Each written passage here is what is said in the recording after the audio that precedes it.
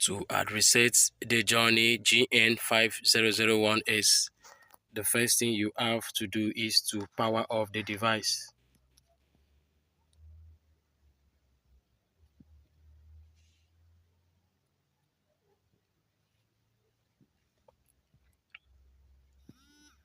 Immediately the phone powers off, the next thing you have to do is to press the volume up key and the power key together for a few seconds.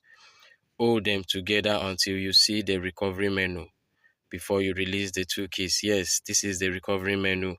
Use your volume down key to take you to wipe data stroke factory reset.